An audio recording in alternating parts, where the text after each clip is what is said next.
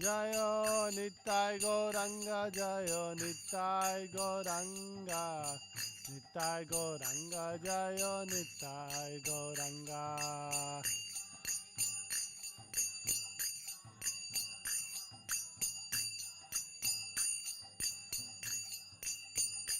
Jaya Jaya Prabhupada, Prabhupada, Prabhupada, Jaya Jaya Prabhupada.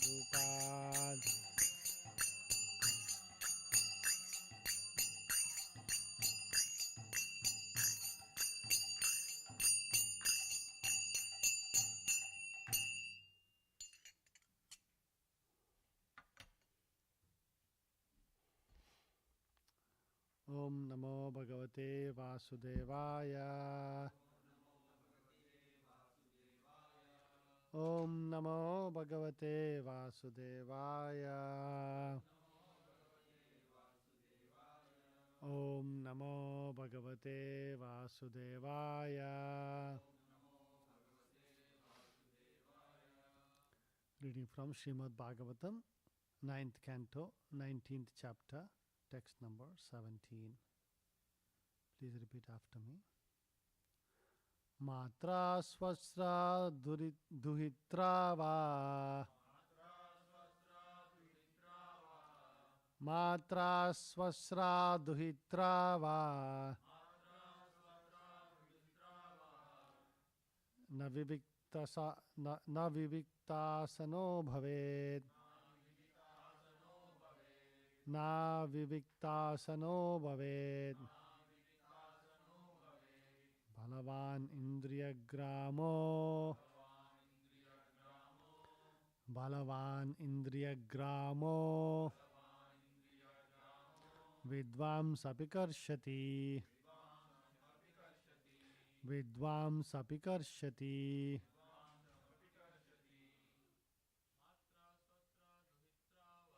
Matra swastra duhitra va. Na aviviktasano bhavet. Balavan indriyagramo. Vidvamsamapi karshati. Matra swasra duhitra va. Na aviviktasano bhavet. Balavan indriyagramo. Vidvamsapi karshati. Mataji.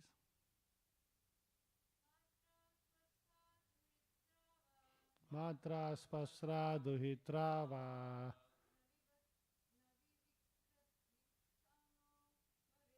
Na aviviktasano bhavet.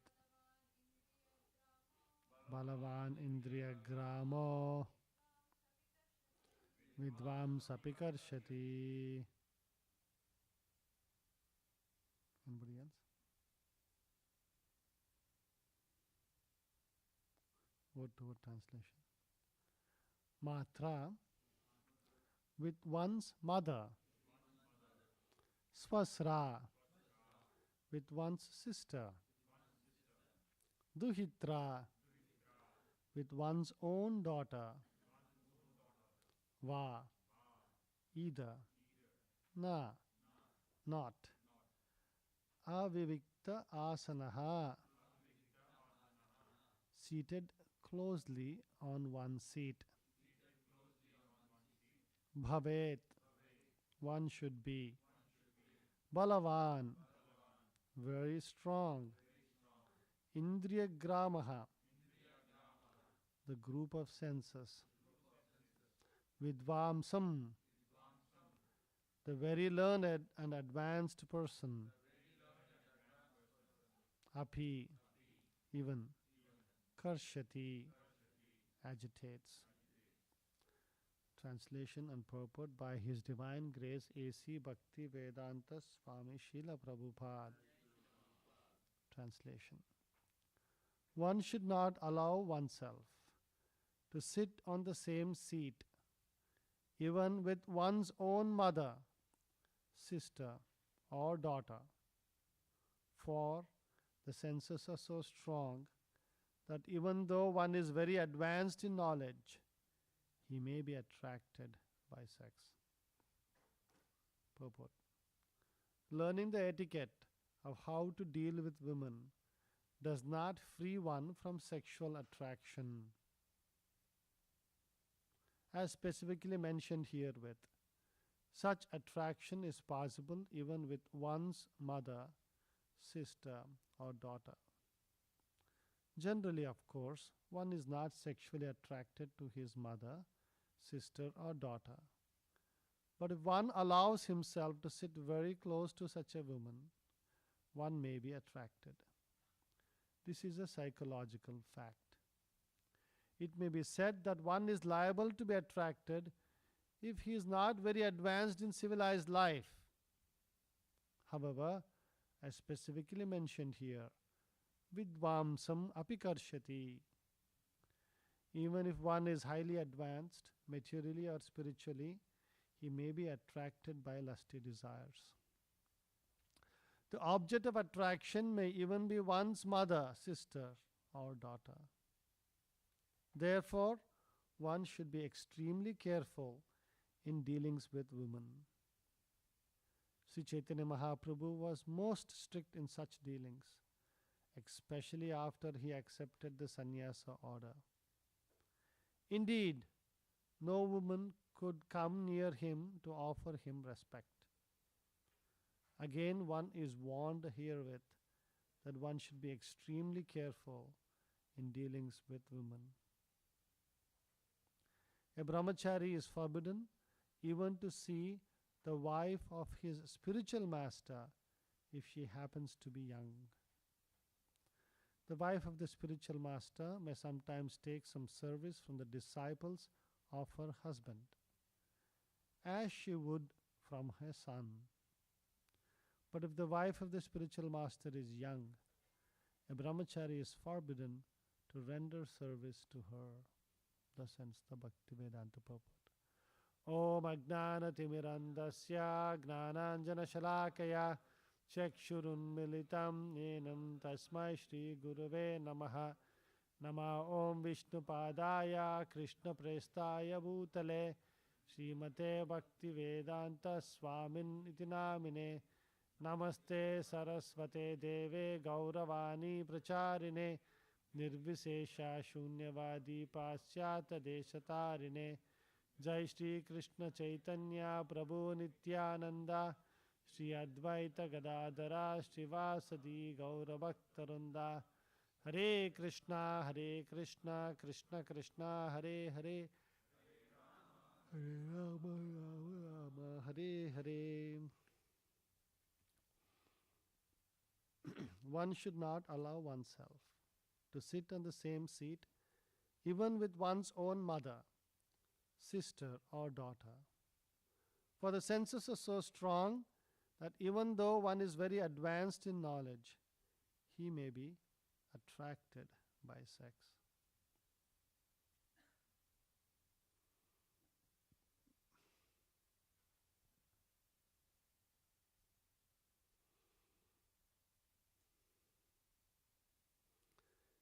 So, we see here a very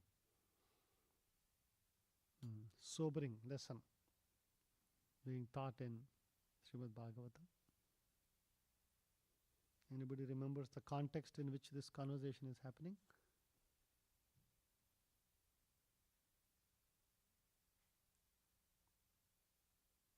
What are we reading nowadays? Yes.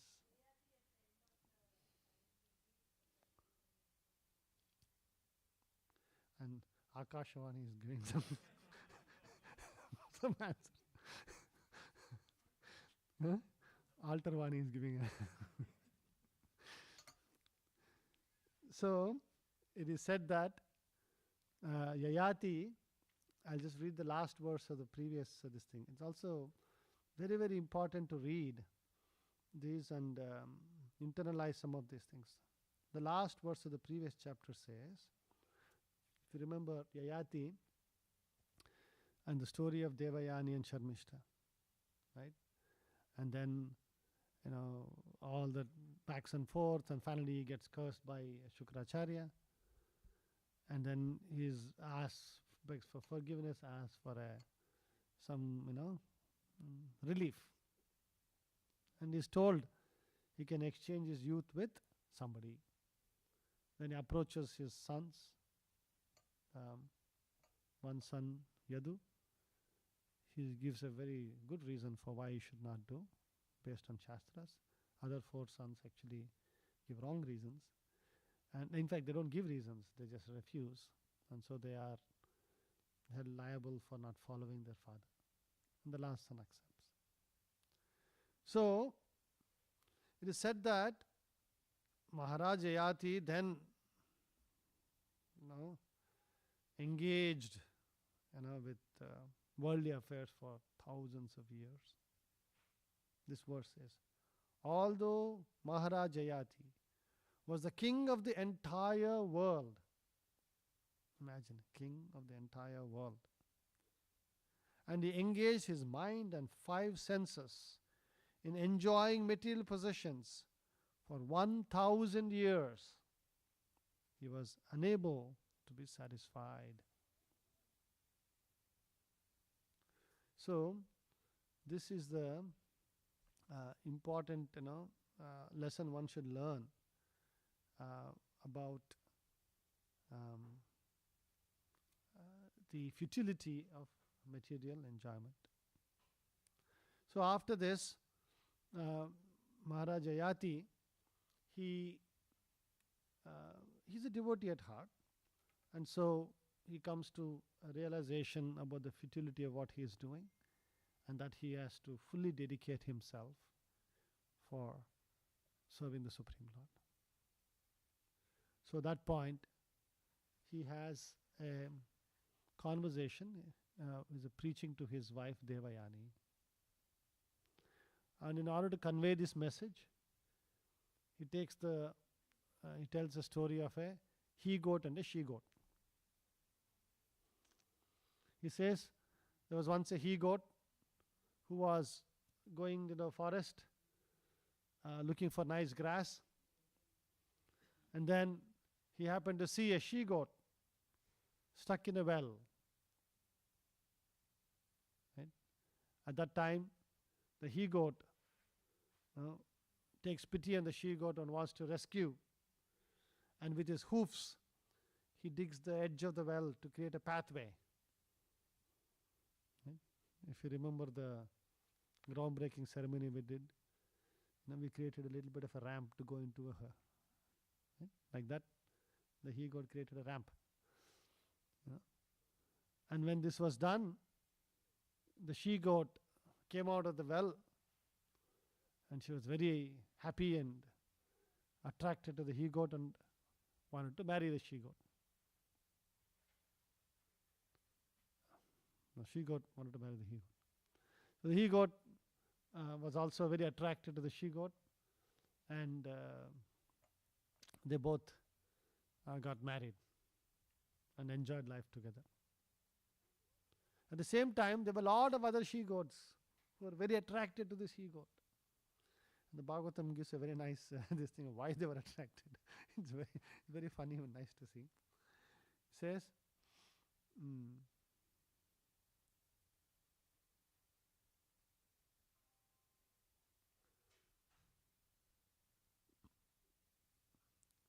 because he had a very beautiful bodily structure and a nice moustache and beard, and was expert in discharging semen and in the art of sexual intercourse.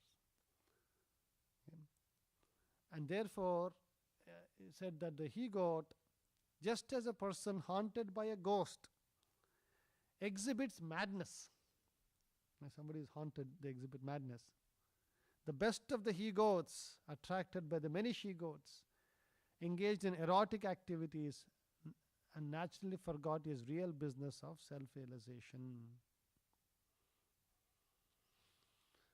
And then, he goes on to tell that the she-goat was very upset, that the she-goat was having, relations with all other she-goats. And she went away to her master was a Brahmana, right? And goes and tells the story. The Brahmana is very upset that the she goat has not been dealt with fairly, and cuts off the testicles of the he goat. And this he goat, you know, begs forgiveness of the Brahmana, and the Brahmana is expert in the Shastra, so he attaches it back. And then the he goat and she goat enjoyed the life for many, many years like that. And so in that context, the next thing she's saying, "Oh, my dear wife with beautiful eyebrows, I'm exactly like that he goat. For I am so poor in intelligence that I am captivated by your beauty, and I have forgotten the real task of self-realization. A person who is lusty cannot satisfy his mind even if he has enough of everything in this world, including rice, barley, and other food grains, gold, animals, and women. Nothing can satisfy him. As supplying butter to a fire does not diminish the fire, but instead increases it more and more, the endeavor to stop lusty desires by continual enjoyment can never be successful. In fact, one must voluntarily cease from material desires. When a man is non-envious and does not desire ill fortune for anyone, he is equipoised. For such a person, all directions appear happy. For those who are attached to material enjoyment, sense gratification is very difficult to give up. Even when one is an invalid because of old age, one cannot give up such desires for sense gratification. Therefore, one who actually desires happiness must give up such unsatisfied desires, which are the cause of all tribulations." And the next verse is the verse we just read today. So, we'll spend a few minutes looking at this important lesson in three aspects. First, one should understand the truth about this world in its naked truth, they say. Right? In Telugu, what do they say? Pachanijam. Huh? Nagna Satyam. So they also say Pachanijam. What does Pachanijam mean? Pachinism. What is Pachi? Blood, raw truth. Huh? Pachinism. Huh? See, I'm learning new things. And Nagnanism. Huh? Nagna Satyam. Naked truth. Huh? You made this up, or it is commonly used? Commonly. English people mean. So, the reason is because one has to understand the nature of this world. We have, they say at the age of some 4 to 8 years, they say, depends on the child, they learn the art of lying.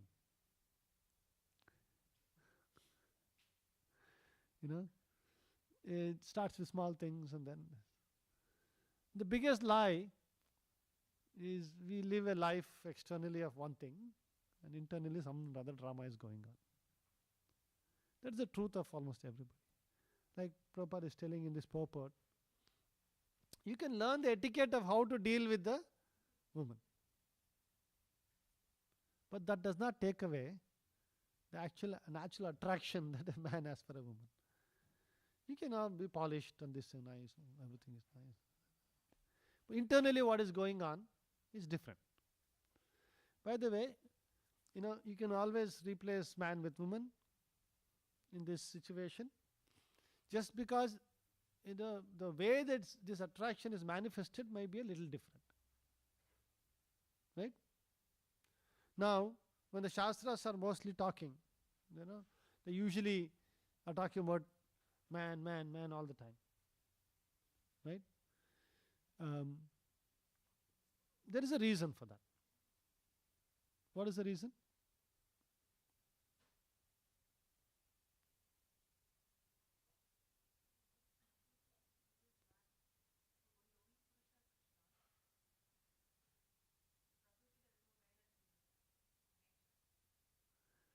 So there is only one Purusha, and that is why this thing. But that doesn't tell why Shastras, when you're talking about how you should emancipate yourself. So everybody wants to be a Purusha. It's just that, one living entity is stuck in a quote unquote male body and wants to be a Purusha, want to imitate Krishna. One living entity is stuck in a female body and wants to be a Purusha again, but in a different way, stuck in a female body. One of the reasons why Shastras are mostly written in the context of man and this is because it is what shall we say? It's a indelible truth that a man's body is more suited for spiritual advancement of the way it is designed. And so that's why the Shastric injunctions are mostly written in that context. But Prabhupada said, it doesn't matter. If you properly follow a woman, because of their simplicity and their willingness to serve, and by simply following, they can very easily, nicely advance. But there are limitations of a woman's body. So here, when we say attraction between man and woman, okay, for man, everything the Shastras have written, it's very clear, right? A man is attracted to a woman's bodily feature. It's designed, the eyes are designed like that. Just like, they say, when you work in artificial intelligence and all of these computer-aided imaging and all that, you design some algorithms to do pattern recognitions. Things that keep occurring all the time, you design small algorithms for it, then they can run as a very small code. You know that? Otherwise, if every time, every image has to be like processed at every pixel, it's a very complicated processing. And so that's why very simple algorithms are created. It looks like this. Oh, this is this. It's like this, it's a ball. It's this, it is this. Like very simple, these things. And then a multitude of those algorithms. Like that, man's eyes are designed while processing. These are the things that immediately attracts attention of the male form. Right? Now, a woman, how do they exhibit the same these things? That how is the attraction manifested in a woman? What do the Shastras say?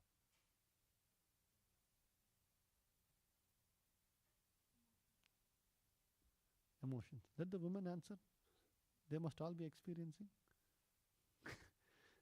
Unless you're all liberated souls.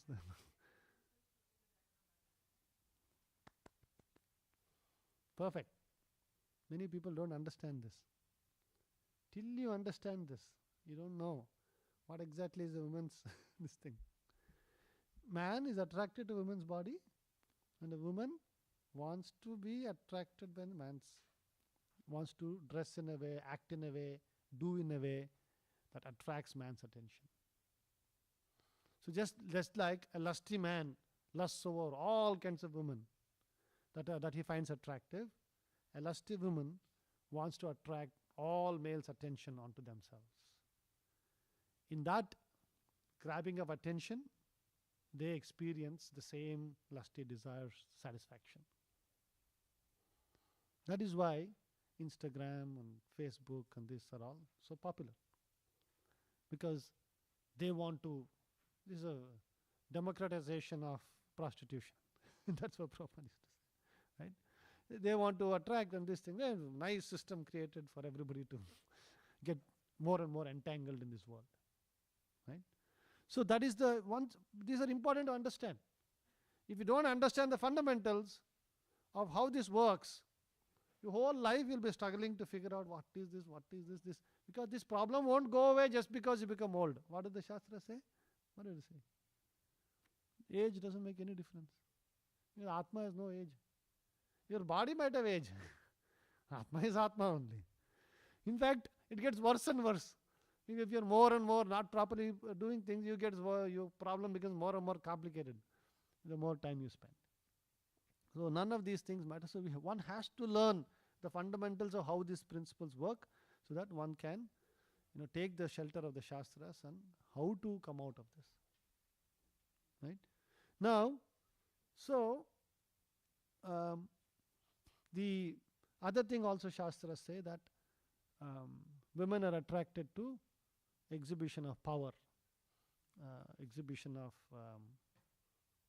strength and valor and things like that, because that gives a sense of security to them. Because that's sort of ingrained thing. So these are some of the things. That is why in all the movies a hero like a boom bam is doing it. This is what attracts. Okay, so now we understand what the problem is. Right? Now, the Shastras, for this problem itself, just think about it. If somebody reads this verse, hey, what is this? Who are these people telling this to?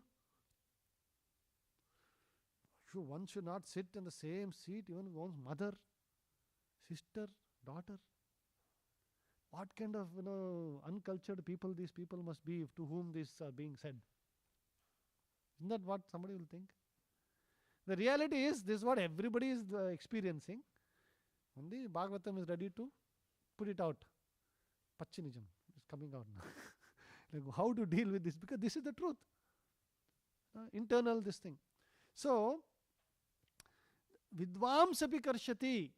It is not for some useless person. This is no, you may learn all the etiquette things, but Vidvamsapi karshati.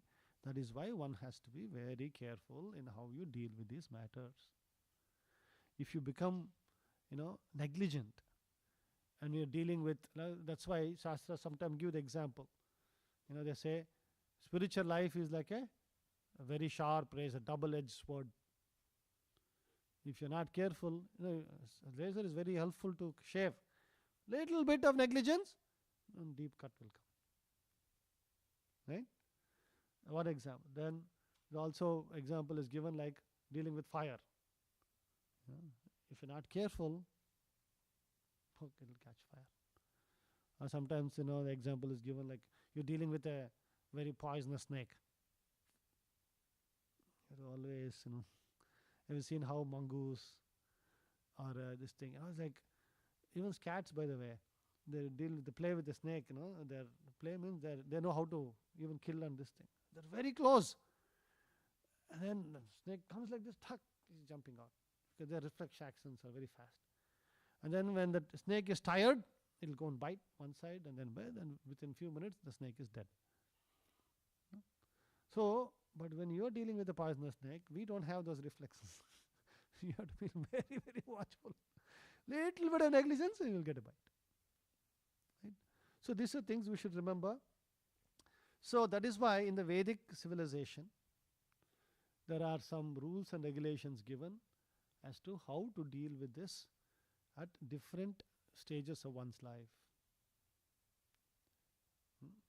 In brahmacharya, one is,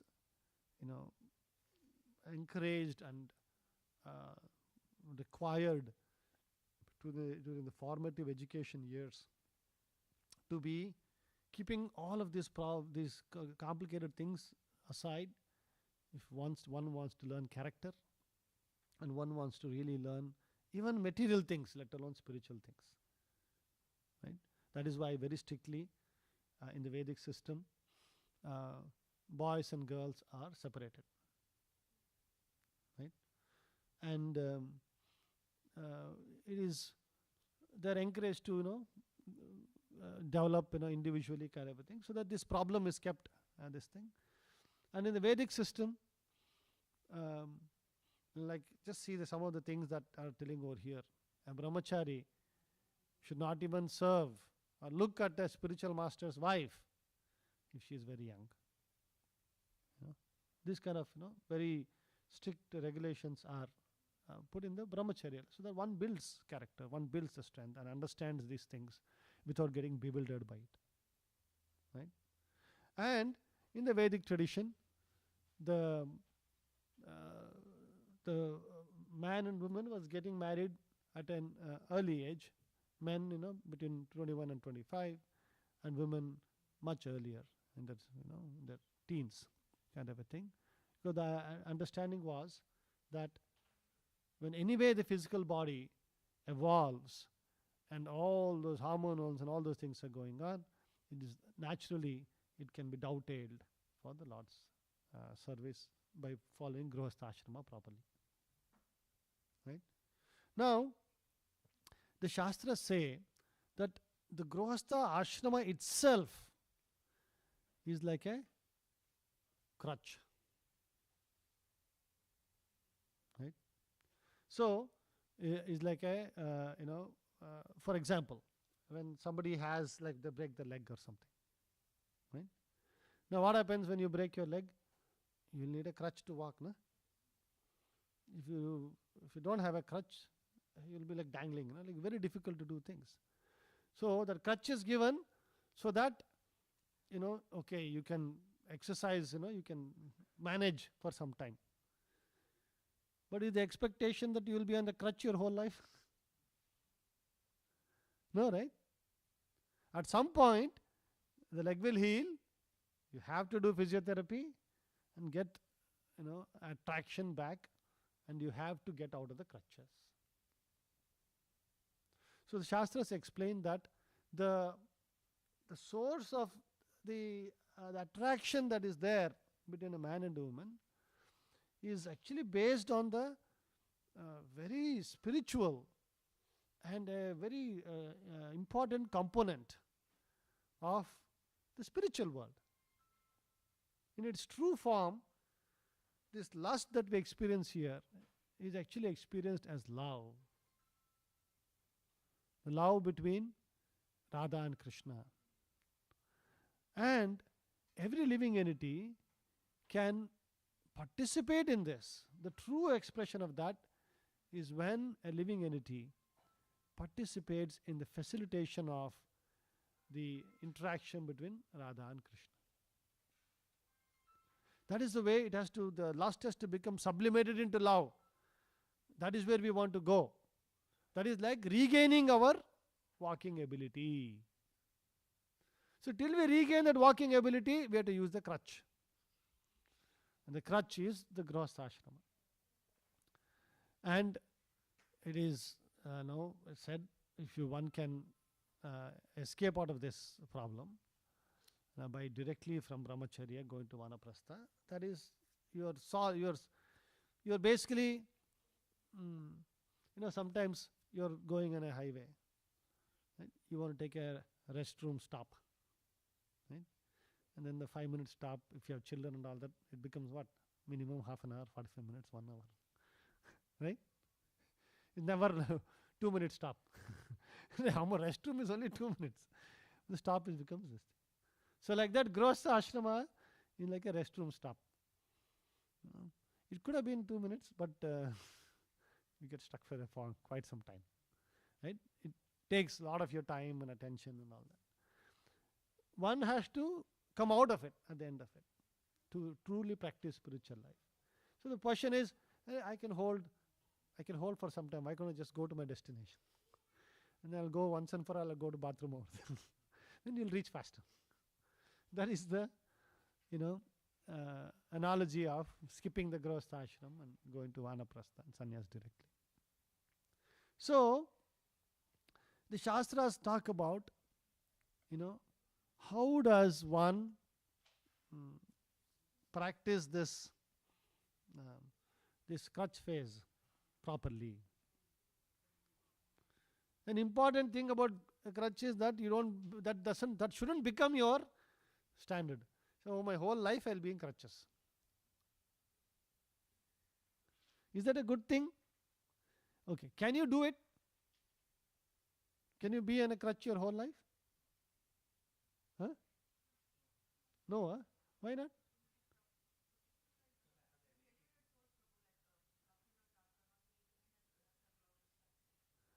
Oh, no, no. I'll come to that point. The let's answer this question. Can you be on crutch for your whole life or not? Yeah. Some people, the leg is gone, the whole life they are on a crutches. You have not seen so many people are there. It is possible. But is it good for you? When you're capable of walking nicely, why would you be on a crutch? Right? So, by the way, when you were talking about Bhaktivinoda Thakur was in Grostha Ashrama whole life, not exactly. Bhaktivinoda Thakur um, practiced Grostha Ashram, and then towards the end, he left everything and he did Nirjana Bhajana. And even when he was a Grostha, obviously he was following the Grostha Ashram to its fullest extent. That is a Vedic tradition. There is no concept of somebody being very deeply engaged in Grostha activities once you reach a Vanaprastha age.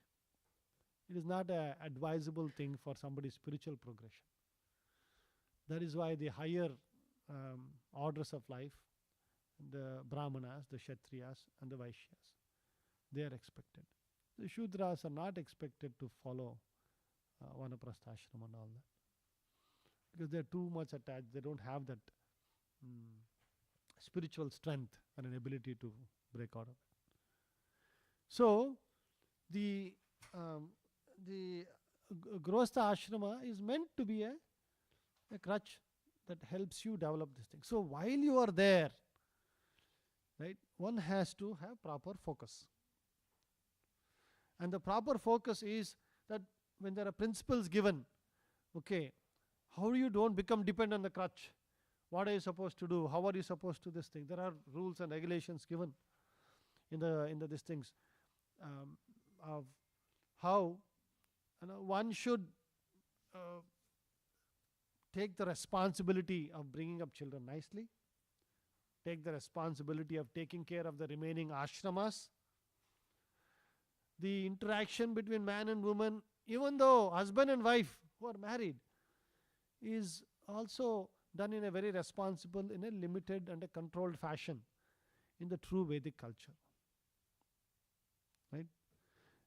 They are expected to, like when they are desiring children, engage in sex only once a month and focus on having deities and in the house, some deity worship should be going on, so that helps them maintain some standards of cleanliness and regularity and things like that. So there are a lot of descriptions of how one can properly practice this ashrama. Now, one has to come to a stage when you start physiotherapy. Okay? And ultimately regain your walking ability. Right? That physiotherapy can start when you're grostha also, but should definitely start in a vanaprastha stage. Right? The Shastras talk about how can one revive, how can be one, while being a grostha, taking a conscious effort to worship. That's why Radha Krishna worship is at some point at maturity is recommended. One is trying to facilitate the wonderful pastimes of Radha and Krishna. Even in a temple, Radha and Krishna are worshipped, and then there are some, like for example in our Bangalore temple, every day there is a Radha Krishna Pranamoy. That song is sung, and the Lord goes in a palaki outside and goes to a Shayana room, and everybody participates in all these festivities around the Lord and His consort, to facilitate that.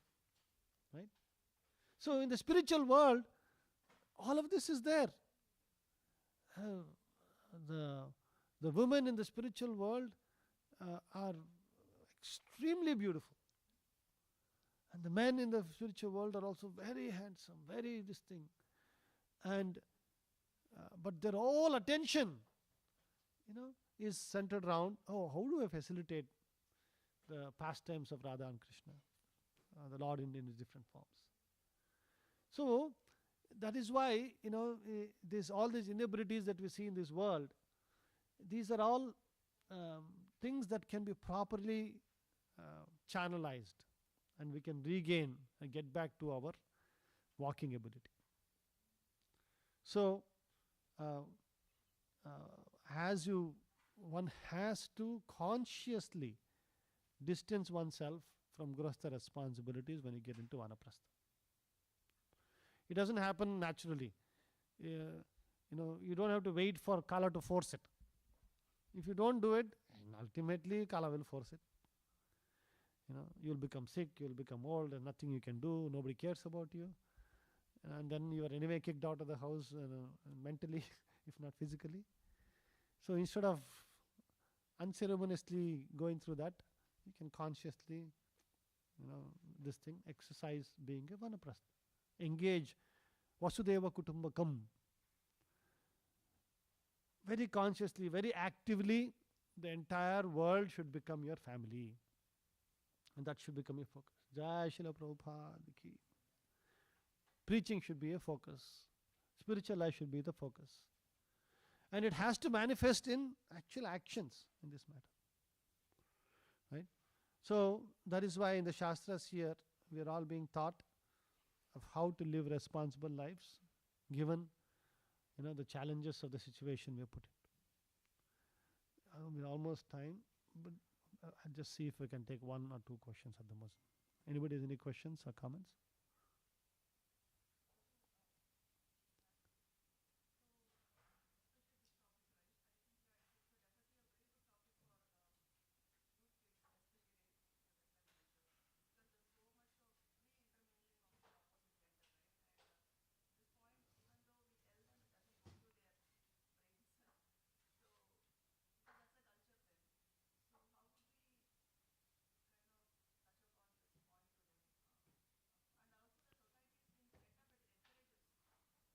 Yeah, that's this Mlecha culture is always like that. Mlecha culture, they try to heighten these things. One has to simply look at what was the dress code 30 years, 40 years ago to now, right?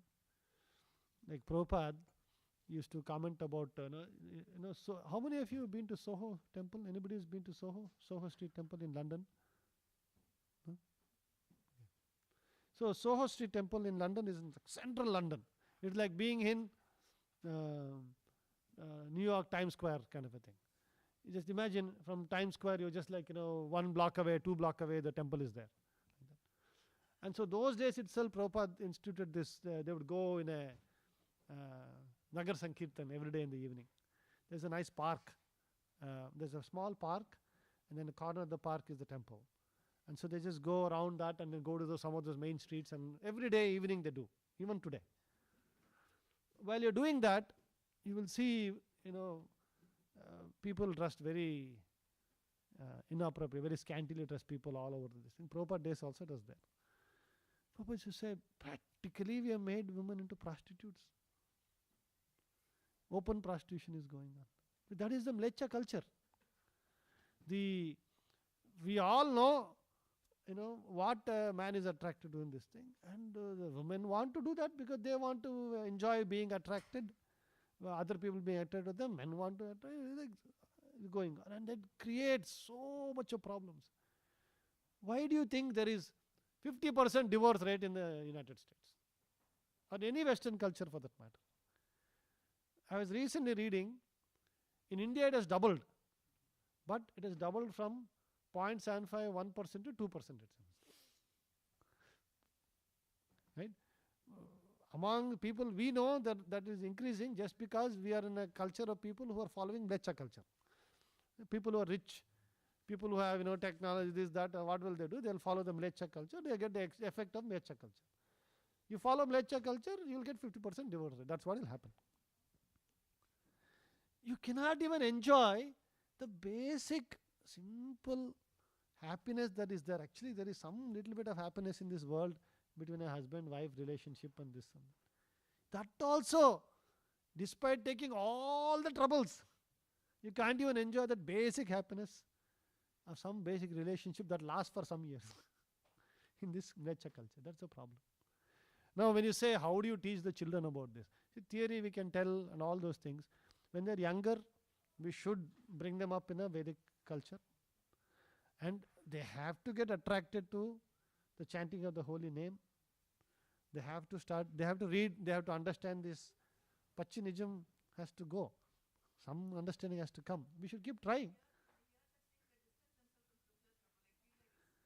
That is the nature. See, you should think about it. Why is a living entity sit in the situation? You're born in the situation because you wanted to be in that situation. That is the reality of living entities. What we can do, we can preach, we can try, we can this. Just because they're eating prasadam, what did Prabhupada do? He didn't go to the hippies and tell them, give up everything immediately. He just kept feeding them prasadam, making them sing, making them chant, and then naturally their heart will change. That much faith we should have. We are giving them prasadam every day. They're listening to chanting. They're somehow, at least by 4, they're chanting, they're hearing.